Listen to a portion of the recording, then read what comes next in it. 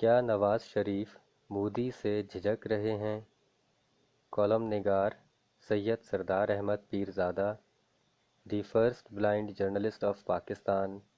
ای میل صاف@live.com، email saafsaaf@live.com، web blog www.saafsaaf.blogspot.com، روزنامہ نوائے وقت، مورخہ 31 مارچ 2016۔ بچوں کی کہانیاں لکھنے والا ایک مشہور امریکی رائٹر منرو لیف تھا۔ اس نے اپنی سب سے مشہور کہانی دی اسٹوری آف فرڈینینڈ 1 گھنٹے سے بھی کم وقت میں پیلے کاغذوں والے رف پیڈ پر 1936 میں لکھی۔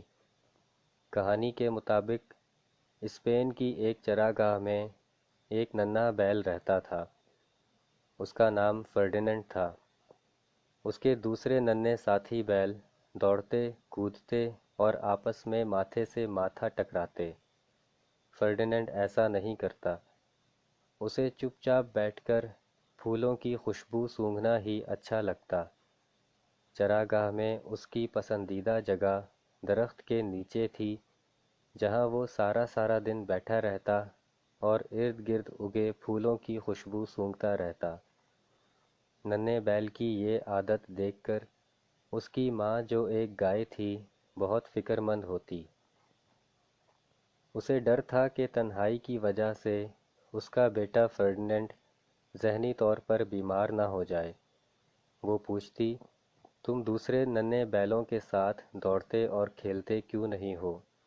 تم اوروں کے ساتھ سینگ کیوں نہیں لڑاتے؟ جواب میں ننھا بیل صرف اپنا سر ہلا دیتا اور کہتا کہ مجھے یہاں بیٹھنا اور پھولوں کی خوشبو سونگھنا لڑائی سے زیادہ اچھا لگتا ہے۔ رفتہ رفتہ سال گزرتے گئے۔ ننھا فرڈینینڈ ایک دم خوبصورت، طاقتور جوان بیل بن گیا۔ چراگاہ کے اس کے دوسرے ساتھی بیل بھی ایک دوسرے سے ماتھا ٹکراتے اور زور آزمائی کرتے کرتے جوان ہو گئے۔ باقی تمام بیلوں کی خواہش تھی کہ وہ اسپین کی مشہور سالانہ بل فائٹنگ کے لیے چن لیے جائیں، لیکن فرڈینینڈ کے دل میں ایسی کوئی تمنا نہ تھی۔ وہ بس یہی چاہتا تھا کہ اسی درخت کے نیچے بیٹھا رہے اور پھولوں کی خوشبو سونگھتا رہے۔ ایک دن مخصوص لباس پہنے چند لوگ چراگاہ میں آئے۔ وہ سب سے بڑے، تیز اور طاقتور بیل کی تلاش میں تھے، جسے وہ اسپین کے سالانہ بل فائٹنگ میلے میں لے جا سکیں۔ فرڈینینڈ کے علاوہ سب بیلوں نے ان اجنبیوں کو دیکھتے ہی چراگاہ میں دوڑنا شروع کر دیا اور ایک دوسرے سے سینگ لڑانے لگے، تاکہ ان کے کمالات سے متاثر ہو کر اجنبیوں کی یہ سلیکشن کمیٹی انہیں منتخب کر لے۔ فرڈینینڈ کو ایسی کوئی خواہش نہ تھی، اس لیے اس نے سلیکشن کمیٹی کی پرواہ نہ کی۔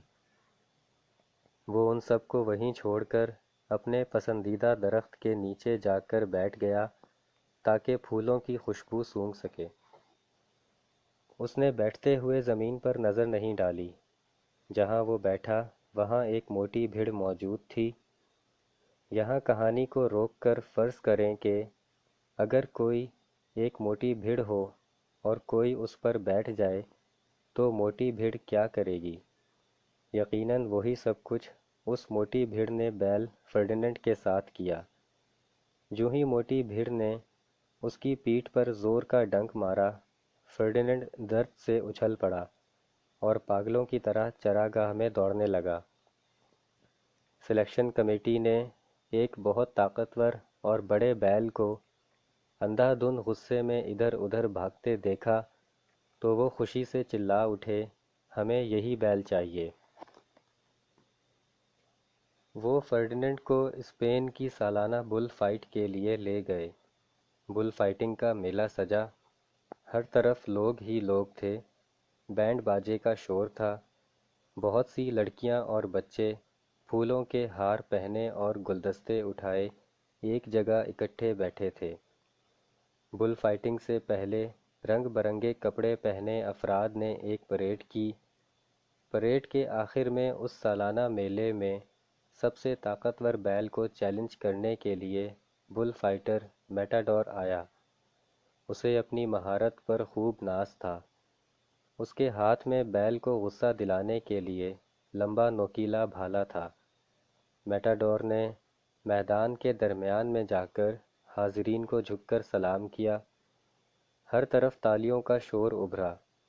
وہ اسپین کے لوگوں کے لیے بل فائٹنگ کا بہادر ہیرو تھا۔ اب اس سالانہ میلے کی سب سے اہم بل فائٹنگ شروع ہونے والی تھی۔ بل فائٹر میٹاڈور اپنے چمکیلے بھالے کے ساتھ بالکل تیار کھڑا تھا۔ عین اسی وقت سامنے سے بیل کا پھاٹک کھول دیا گیا۔ ایک خوفناک طاقتور بیل نمودار ہوا۔ بیل کو دیکھتے ہی تالیوں کا شور رک گیا۔ پورے میدان میں سناٹا چھا گیا۔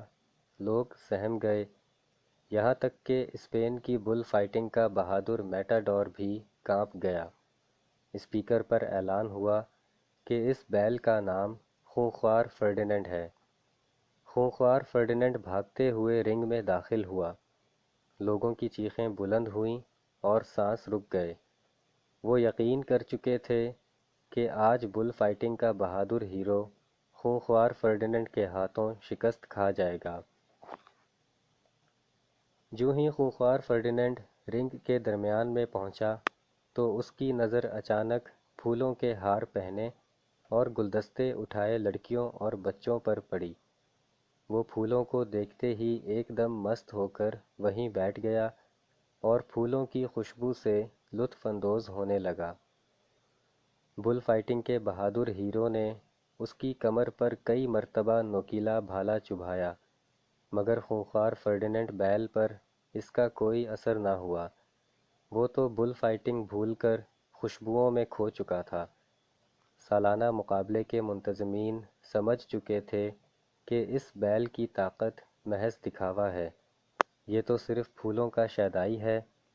اس بیل میں مخالفوں کے چیلنج کا جواب دینے اور ان کا مقابلہ کرنے کی ہمت اور جرأت نہیں ہے۔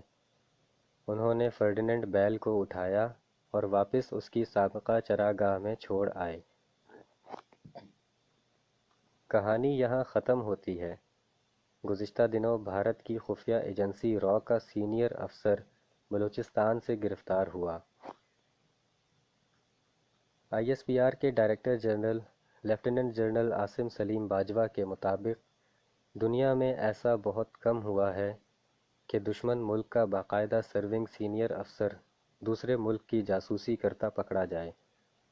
اس جاسوس کی گرفتاری کے بعد یہ بات سامنے آئی کہ پاکستان کے وزیر اعظم محمد نواز شریف امریکہ میں آئندہ ہفتے ہونے والی جوہری کانفرنس کے دوران یہ معاملہ بھارتی وزیر اعظم نریندر مودی کے سامنے اٹھائیں گے۔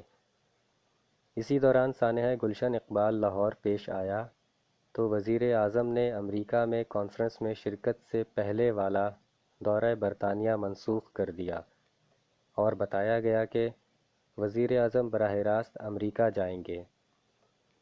بعد ازاں وزیر اعظم کا مذکورہ امریکی دورہ بھی منسوخ کر دیا گیا۔